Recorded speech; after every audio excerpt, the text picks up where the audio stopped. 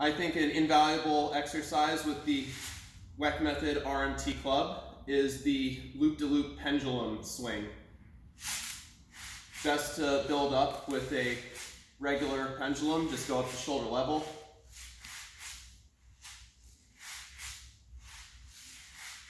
Try to go overhead.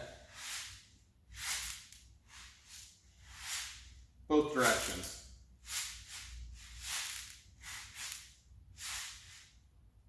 All the way through.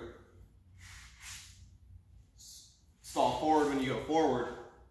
Stall backwards when you go backwards. Visual intention is helpful. Helps to make sure that your hips and your chest open thoroughly